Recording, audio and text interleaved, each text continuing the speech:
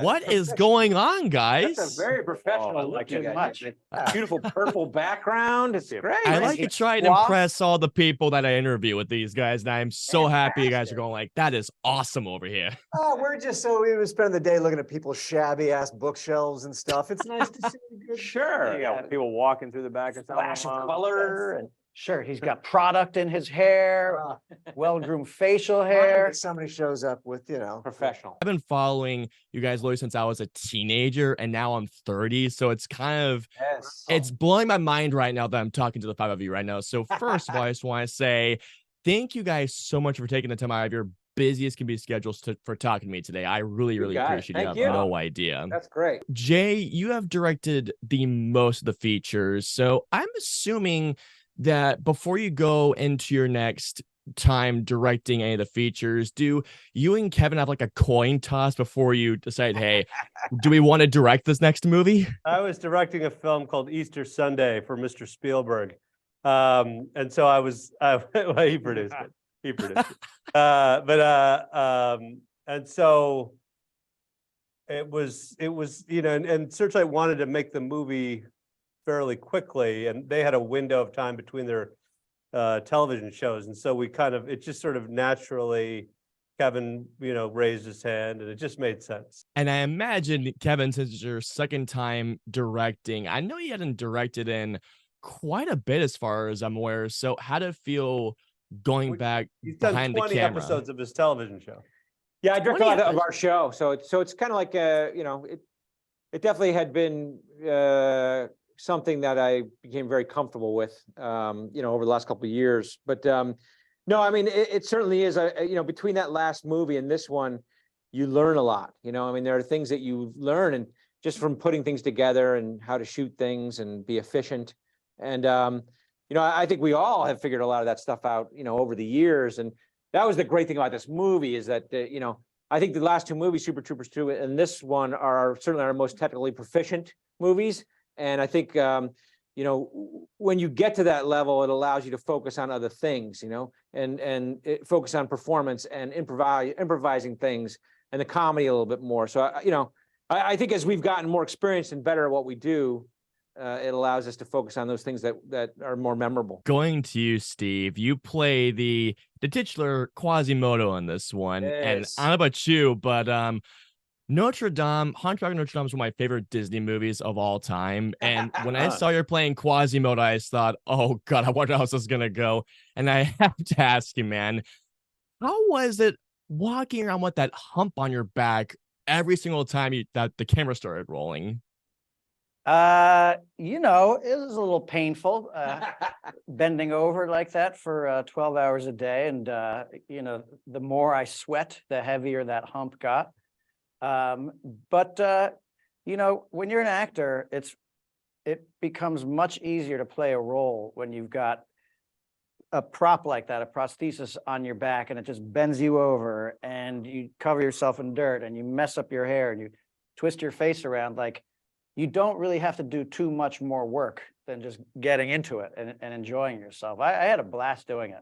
But by the end of the day, that hump, because like made from the same material as like a Nerf ball, right? So that it just gets more saturated as the day goes on. I imagine you having to wring it out and wring all the sweat out of it. Yeah, it's kind of like, when you go to somebody's house or like, you pull the pillowcase off and they've got like a big brown stain across it from where their head sweat.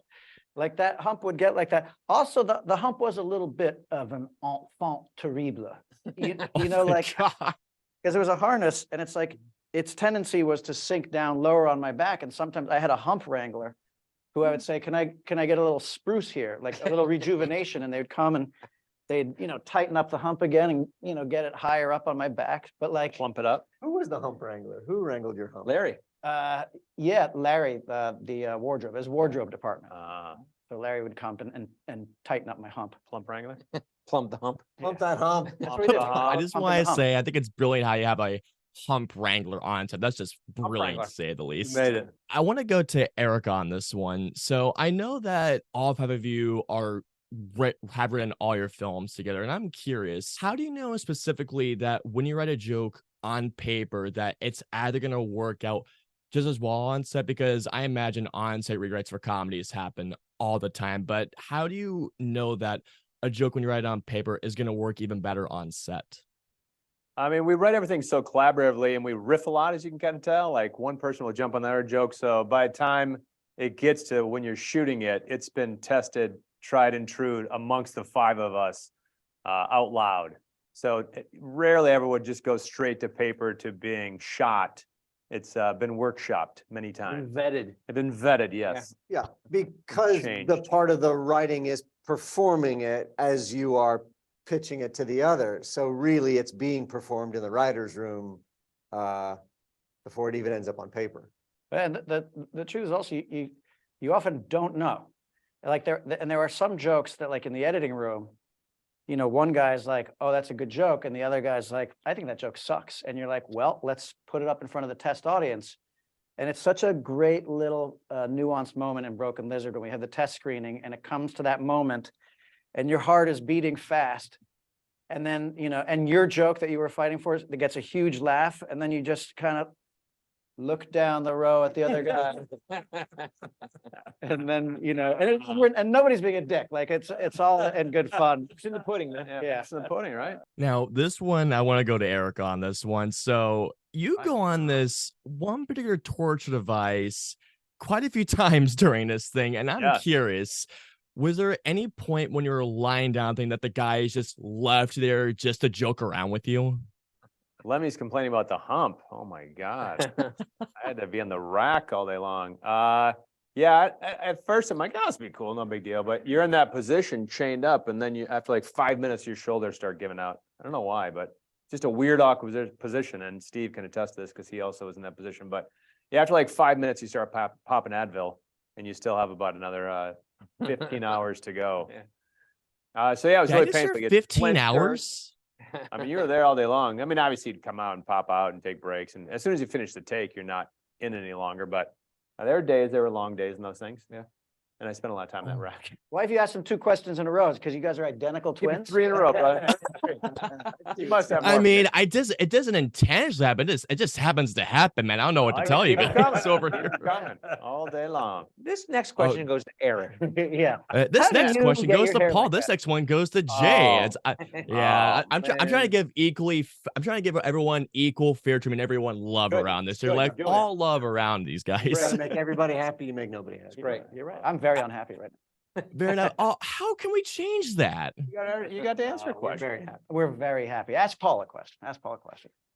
Ask Paul a question. All right. Well, then, you know what then? All right. So let's leave this to this last question. And so Ooh, yeah. those oysters, man, they looked delicious. I'm just curious, man. How many oysters in total did you eat? I should say this, first of all, I don't think I had ever had an oyster until late in my life. And then when we were in our 20s, Steve worked at a place called City Crab. And he was the guy who first kind of put oysters on my radar screen. And I started eating them and I loved them. And I was like, oh, this is so cool. He introduced me to this very delicious delicacy. And then there was a point in that movie where I was like, if I ever even have to fucking look at another oyster, I would just vomit on sight. And there were complications where we thought it was going to be oysters. And then the ASPCA said, no, you can't eat oysters because that's animal cruelty. And so we used these slimy mushrooms instead. And then that became disgusting. I was like, if I ever have to see another fucking mushroom. And, you know, I came out of this whole thing with like 2 things I never eat anymore, were mushrooms and oysters. Because you would just, you know, because also nobody ever just gently sips slowly an oyster in this movie. You're always devouring them and shoving as many in your mouth as possible. And that's a surefire way to get sick of anything. I like to Paul. I didn't realize I had introduced Paul I to haven't told you oysters. that. Yeah, thank you. Well, but Paul and I have a history of this. Like also, you know, growing up, one of my favorite movies was Grease.